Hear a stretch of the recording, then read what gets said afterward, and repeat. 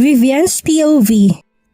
Padabog ako naglakad pabalik ng kwarto pagkatapos akong talikuran ni Arthur. Halos magliyab ang mga mata ko sa matinding inis. Hindi ko alam kung hanggang kailan ko matatagalan ang pakikitungo sa akin ni Arthur. Ginawa ko ng lahat para mahalin ulit nito pero parang wala lang ako dito. Pero hindi. Hindi ako papayag na mawawala ng saysay lahat ng pagsisikap ko. Ngayon pa ba ako susuko? Tuluyan ko nang naagaw ito kay Belinda. Alam kong balang araw, marirealize din ni Arthur na para kami sa isa't isa. May anak kami, si Michael. Napaismid ako nang maalala kong anak ko. Hindi ko kasi akalain na ganun sila kabilis maniwala sa akin. Ang tanga-tanga nilang lahat. Naturing ang mga edukado at matatalinong taong mga Vargas. Pero isang alas lang ang ipinain ko sa kanila, ang kunwaring anak ni Arthur, si Michael. Tanging ako lang ang nakakaalam ng lahat ng tunay na katotohanan tungkol sa pagkatao ng anak ko at sisiguraduhin kong mananatiling sekreto ang lahat. Mananatiling paniwalaan na lahat na anak nga namin ni Arthur, si Michael, at ito ay naging bunga ng may nangyari sa amin sa Cebu. Pero hindi alam ng lahat, wala naman talagang pagtatalik na naganap sa aming dalawa. Lasing si Arthur ng mga panahon na yon, kaya imposible. Si Herman naman talagang tunay na ama ng anak ko. Ang tatanga nilang lahat. Napangisi ako sa isipang yun. Sisiguraduhin kong magiging nag-iisang tagapagmana ang anak ko ng mga Vargas. Siyang gagamitin kong alas upang maging akin ulit si Arthur. Diretso na akong pumasok sa loob ng kwarto ng anak kong si Michael. Naabutan ko pa dito ang tagapag-alaga nito, si Jane. Isa sa pinakamatagal na kasambahay dito sa mansyon. Inis ko tong tinitigan nang mapansin kong umiiyak ang anak ko. Mabilis ko tong nilapitan at pinanlisikan ng mga mata. Anong nangyari sa anak ko? Bakit siya umiiyak? Galit kong tanong dito. Nakita ko naman ang takot na biglang rumihistro sa mga mata nito. Lalo namang nagdiwang ang aking kalooban. Ganyan nga, matuto kayong lahat na matakot sa akin.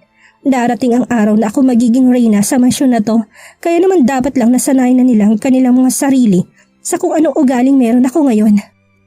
Ma'am, hindi ko po alam. Bigla na lang po kasi siyang umiyak nung nagising siya eh.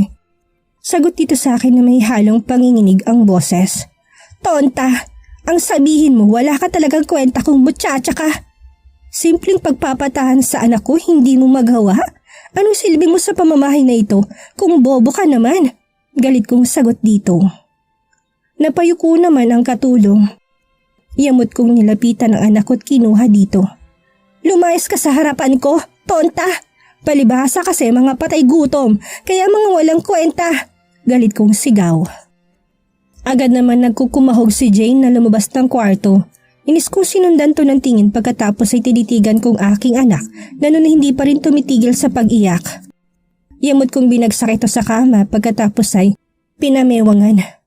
Ano ba? Tumigil ka na nga sa kakaiyak? Naririndi na ako sa iyong bata ka ha? Galit ko sigaw dito. Lalo namang pumalaw si Michael sa pag-iyak kaya yamot kong tinakpan ang bibig nito. Hindi ko alam pero kahit sino makakakita sa sitwasyon namin ngayon, iisipin ng lahat na hindi ko anak ang bata. Kapag walang ibang nakakita sa amin ay ganitong trato ko sa kanya. Pero kabaliktaran naman kapag may ibang nakatingin sa amin. Buisit ka talagang bata ka eh. Ang sarap mong saktan para tumigil ka sa kakangawa. Bulyaw ko habang hindi ko alam kung anong gagawin. Natigilan lang ako nang may narinig akong kumatok ng pinto. Agad kong kinuha si Michael na noon ay halos hindi na makahinga sa kakaiyak at kinarga.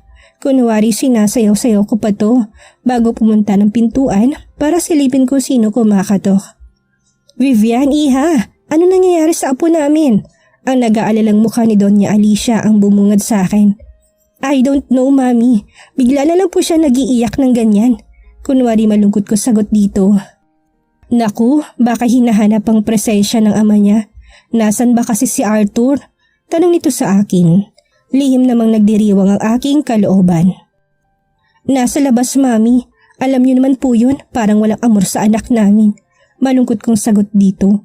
Natigilan naman si Doña Alicia pagkatapos ay napabuntong hininga. Pagpasensyahan mo na si Arthur, Vivian. Hanggang ngayon hindi niya pa rin matanggap na patay ng panganay niyang anak na si Raven. Pero pasasan ba't matatanggap niya din ang lahat at may ibabaling niya ang pagmamahal kay Michael?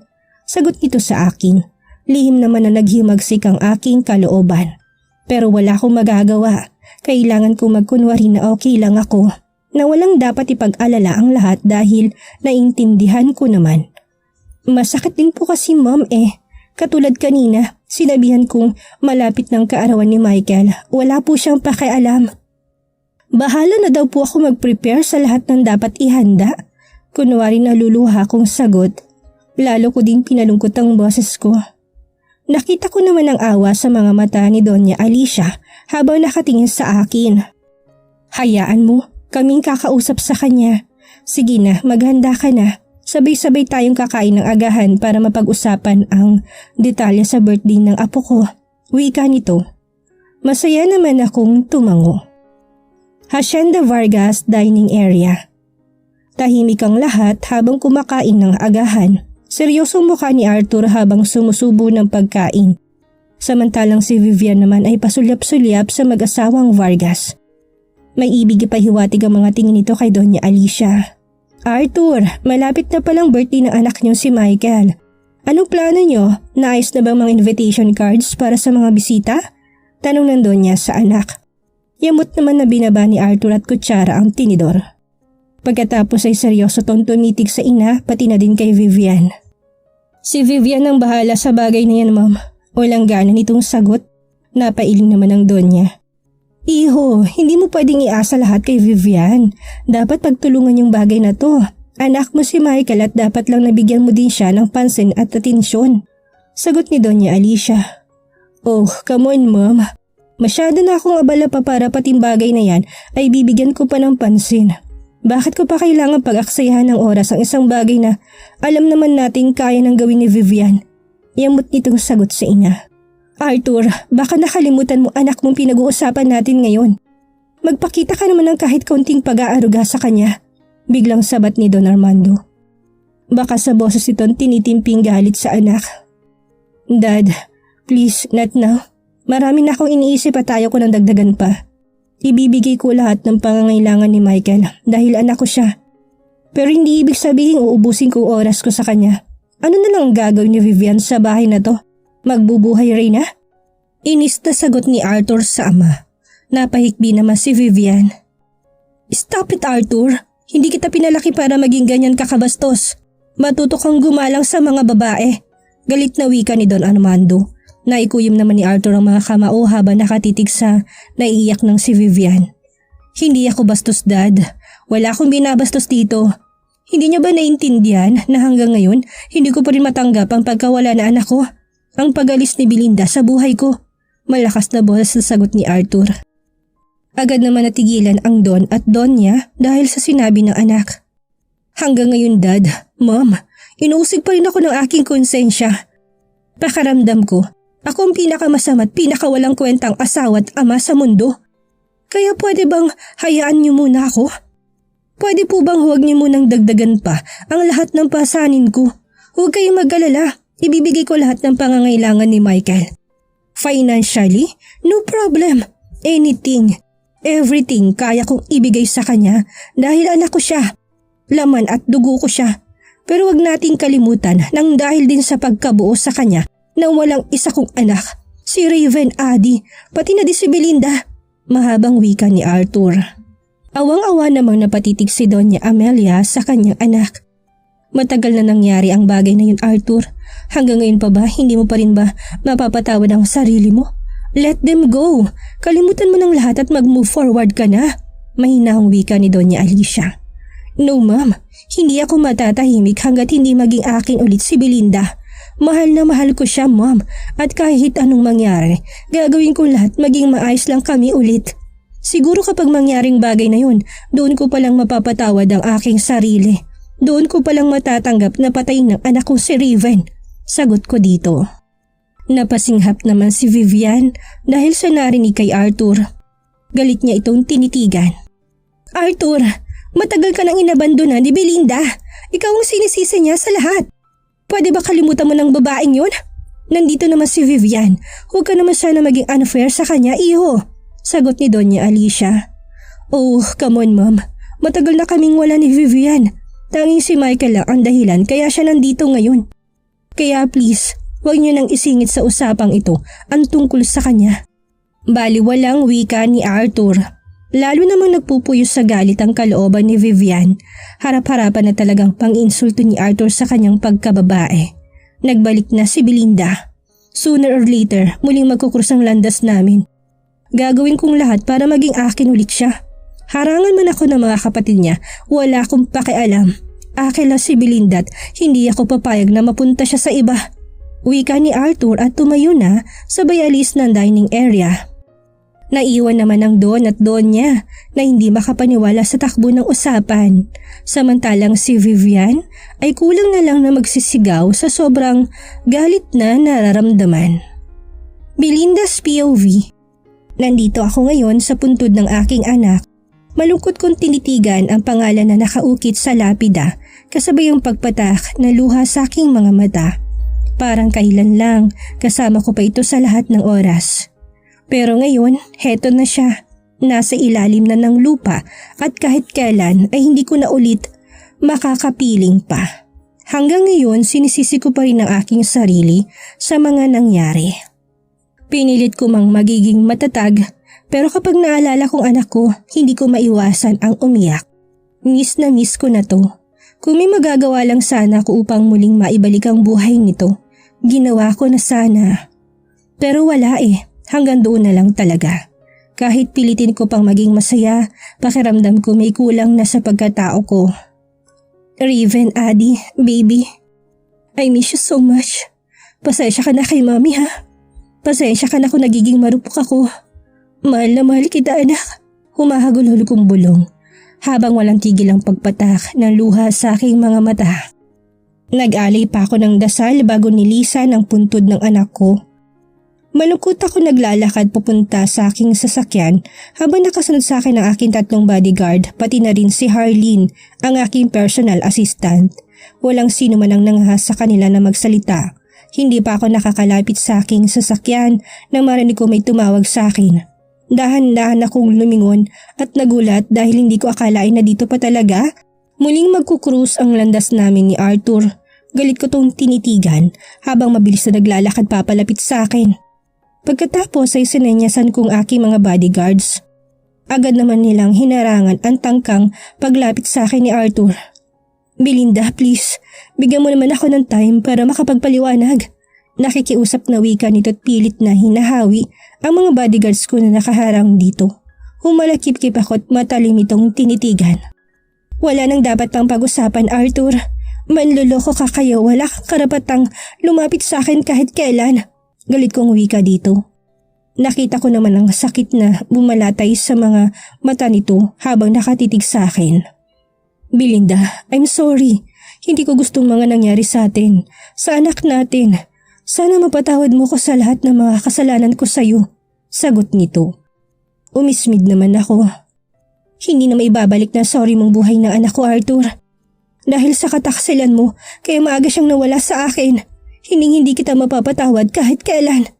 Galit na sigaw ko dito. Natigilan naman si Arthur at malungkot na napatitig sa akin. Pinagkatiwalaan kita. Naniwala ko sa lahat ng mga kasinungalingan mo. Pero hindi ko akalain na ito palang igaganti mo sa akin sa lahat ng tiwalang binigay ko sa iyo. Manloloko ka at kahit kailan hindi kita mapapatawad. Galit kong sagot dito at tuluyan na itong tinalikuran at diretso sumakay ng sasakyan. Tahimik naman na nakasunod sa akin si Harleen habang walang patid ang pagtulo ng luha sa aking mga mata. Agad namang pinasibad ng personal driver ko na si Mang Rudy ang kotse. Nakita ko pa sa salamin ng sasakyan na pilit tumahabol si Arthur sa sasakyan. Pero binaliwala ko na ang lahat. Hindi ko siya mapapatawad sa lahat ng kasalanan niya sa akin. Pagkatapos ay agad akong kinuha ang aking cellphone sa bag. Agad na bumungad sa akin ang larawan ng anak nila ni Vivian. Kahit masakit sa aking kalooban, ay palagi kong ini-stalk ang social media account nila. Lalong kumulong dugo ko sa isiping tuluyan na nga nakalimutan ni Arthur, ang anak naming si Raven, Adi. Ganun lang kabilis ang lahat na palitan niyang kaawa-awa naming anak. Ang anak namin na nagsakripisyo sa lahat ng pagkakamaling nagawa ko. Ang anak ko naging kapalit sa lahat ng mali kong desisyong nagawa ko sa buhay ko. Ilang beses ko na bang hiniling sa Diyos na sana ako na lang. Ako na lang sanang kinuha niya at hindi ang inosente kong anak. Ako na lang sanang namatay sa aksidenteng yun. Kung alam ko lang na mapapahamak kami ng gabing yun, tiniis ko na lang sana ang sakit ng pagtataksil sa akin ni Arthur. Nagbulag-bulagan at nagbingi-bingihan na lang sana ako. Sana nandito pa siya. Sana hindi tuluyang nawala sa akin ang anak ko. Tuluyan ang pumatak ang luha sa aking mga mata. Napakasakit tanggapin na ang taong nanloko sa iyo'y masaya sa piling ng bago niyang pamilya. Ang bilis niya kaming pinagpalit sa Vivian na yon. Hinilingit sa aking kaalaman na tuloy na silang nagsama ng babaeng yun. Tapos ngayon, may gana pa siyang magpakita sa akin. Ang kapal ng mukha niya para magtangkapang lapitan ako. Walang hiya siya. Hindi ko siya mapapatawad sa lahat ng kasalanan niya. Tiniis kong lahat. Naging martir ako kahit na napapansin ko ng panloloko nito sa akin noon. Kung alam ko lang na buhay ng anak ko ang magiging kapalit dahil sa katigasan ng ulo ko, hindi ko na sana binigyan pa ng pagkakataon na muling makalapit si Arthur sa akin. Ma'am, saan po tayo didiretso? Tanong sa akin ni Mang Rudy. Kagad ko naman pinalis ang luha sa aking mga mata tiningnan si Harleen. Anong schedule ko ngayon? Tanong ko kay Harleen. Pinilit ko magsalita ng normal. Ayaw kong kaawaan ako nito. Ilang beses na kasi akong nakita nitong umiyak kaya naman nakakaramdam na ako ng hiya dito kahit papano. At isa pa mukhang pinopormahan ito ni Kuya Dexter. Well, wala naman akong pakialam doon. Mabait naman din kasi talaga itong si Harleen at maganda pa kaya siguro nabihag nitong pihikang puso ng kapatid ko. Ine-expect po kayo mamayang 3:00 ni Miss Vera sa kanyang opisina. Sagot nito sa akin. Agad naman akong tumangot sinipat ang suot kong relo. Halos 1:00 na pala ng hapon. May 2 oras pa para magliwaliw ako. Kaagad ko namang sinabihan si Mang Rudy na dumaan na lang kami sa mall para makapag-relax at makakain na din sila. Alam kong hindi pa nanananghalian ang aking mga kasama. Pagdating ko sa mall ay dumiretso kami sa isang mamahaling restaurant. Inutusan ko ang aking mga kasamahan na umorder kung anong gusto nilang kainin. Noong unay nahihiya pang mga ito pero noong ipinakita ko sa kanila na naiinis na ako agad naman silang nagsipag-order at naghanap ng table kung saan sila komportableng kumakain. Abala ko sa aking pag-inom ng coffee nang masipat kong pagpasok ng bagong customer dito sa restaurant. Agad na kumulundugo ko nang mamukhaan ko kung sino mga ito. Si Arthur, kasamang mga magulang nito pati na din ang kanilang anak. Napaangat ang aking kilay nang makita kong tumitig sa gawi ko si Vivian pagkatapos ay bumulong ito sa Donya. Agad naman napatitig sa akin ang Donya at agad na naglakad papalapit sa akin. Belinda? Agad na tawag nito sa aking pangalan. Seryoso lang ako tumitig dito. Oh my God! Kamusta ka na iha? Wika nito sa akin. Tipid lang akong ngumiti. Napansin ko din na paglapit ni Vivian, hawak ang anak habang nakasunod naman si Arthur. Agad namang napataas ang aking kilay. Napansin ko din na bahagyan na tigilan ang aking mga bodyguards habang nakatingin sa gawi ko. Sinanyasan ko mga ito na ayos lang ako tuloy na nilang kanilang pagkain. Okay lang po ako. Tipid kong sagot sabay tingin sa anak ni Arthur na noon ay hawak-hawak ni Vivian. Parang kinurot ang puso ko sa isiping masayang nagsasamang mga ito bilang isang buong pamilya. Oh, hi Belinda. Small world ha? Wika naman ni Vivian. Baka sa boses itong pagmamalaki. So, may kailangan ba kayo? Malamig kong tanong sa mga to at tinapunan ng malamig na tingin si Arthur. Nakita ko naman ang lungkot sa mga mata nito habang tahimik na nakatayo sa likuran ni Vivian. Well, buti nagkita tayo. Tamang-tama. Iimbitahan sana kita sa second birthday ng anak namin, si Michael. Baby, say hello to Tita Belinda. Wika ni Vivian sabay utos sa anak nito upang batiin ako. Napaismid naman ako. Oh, I'm sorry. Gustuhin ko makarating pero hindi pwede. Masyadong hectic ang aking schedule at wala akong time na dumalo sa mga ganyang bagay. And besides, that is children's party para lang yan sa mga may anak na. Seryoso kong wika dito. Lalo namang gumuhit ang nangaasar ng ngiti sa labi ni Vivian. Oh come on Belinda, minsan ka na ding naging nanay, but very sad nga lang kasi maaga siyang nawala sa'yo. Nangaasar na wika ni Vivian. Agad naman nagpanting ang aking tenga. Well, Kung hindi sana dahil sa kataksilan yung dalawa ni Arthur, hindi sana nawalang anak ko. Malakas ang boses sa sagot ko dito. Bigla namang nawala ang nangaasar ng ngiti ni Vivian. Napalitan to ng matinding pagkapahiya lalo na nang napatingin sa gawin namin ng ibang mga kumakain sa loob ng restaurant. Bahagya namang nagdiwang ang aking kalooban.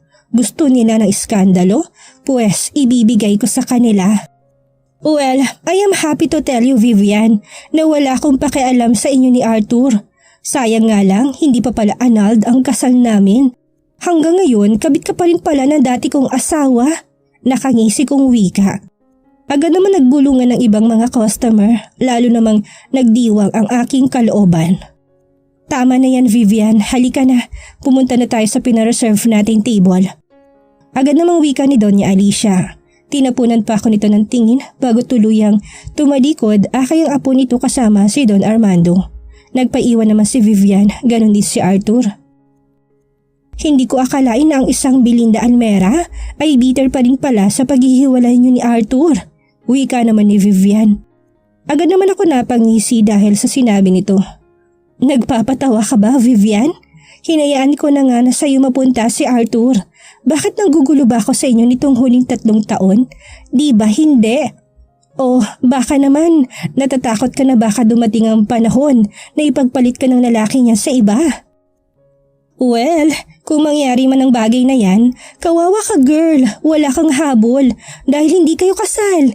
Isa kang dakilang kabet. Natatawa kong wika dito. Nagtawanan naman ng ibang nakarinig dahil sa sinabi ko. Agad naman nagdiwang aking kalooban dahil sa mga nakita. Sa wakas, tinamaan din ng higad. Kitang-kita ang pamumula ng mukha nito dahil sa matinding pagkapahiya. Belinda, please tama na yan. Hindi mo dapat sabihin ng bagay na yan dahil kahit kailan ikaw lang ang mahal ko. Oo, aaminin ko na nagkamali ako pero hindi ako magsasawang humingi ng kapatawaran sa'yo. Nagpapakumbabang wika ni Arthur. Napahalukip-kip naman ako at nakakainsulto tong tinitigan. Tapos na ako sa iyo Arthur.